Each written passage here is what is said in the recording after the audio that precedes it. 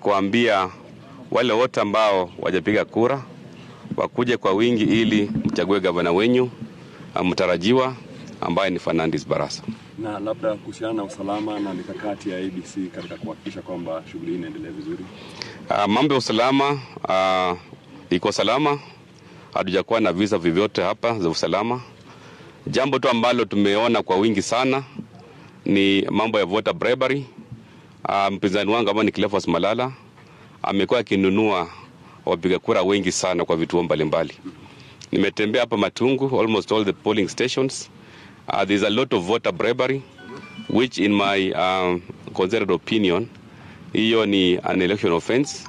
And I want to urge IBC and all the security agencies to make sure they take action so that watu wapige kura kwa haki na uhuru without intimidation. That's a very serious allegation. Do you maybe have any evidence in reference to that? And if so, you have reported the authority? We have already reported the authorities. Even here we had people who are dishing out money. We have evidence, so I've already reported the authorities. Issues around voter bribery because it's happening all over the place. In fact, when you move around, you'll actually witness the voter bribery is all rampant across the board. And that's why I'm asking IBC and all the security agencies to make sure that they actually prevent voter bribery. People should be allowed to exercise their democratic right by voting without coercion and intimidation.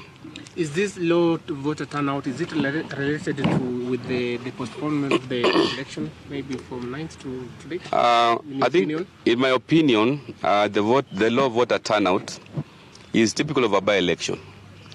This is more or less like a by-election. And usually when you have a by-election, we don't have a very large voter turnout. And that's why I'm taking this opportunity to urge all the supporters of my supporters to come up in large numbers so that they can actually vote and exercise their democratic right of electing or rather voting for their governor, who is Fernandes Barasa. Initially, you had indicated that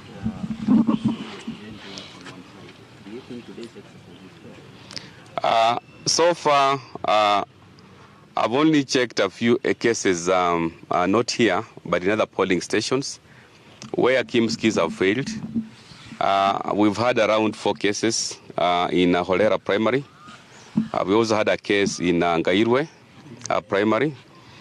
Even here I'm told there is one stream that the Kimskis have failed. So what I've done is to contact the county returning officer so that we can have an alternative in terms of authorizing use of the manual register.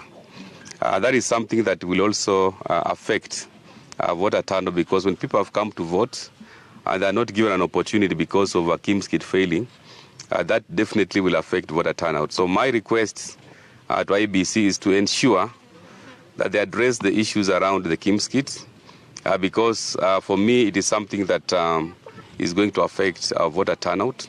And it is important when the Kimskits have failed, they quickly authorize use of the manual register, because it's an alternative that has been provided by the law. Election is about winning and losing. If you lose, will you have to go back? Of course, the election is about winning and losing, but I'm confident Kakamega people will elect me the second governor of Kakamega County. Yeah. If you lose, will you have to go back? Definitely, if it is fair, I will accept, but what I just want to urge my supporters, we are going for nothing other than a win today. Thank you.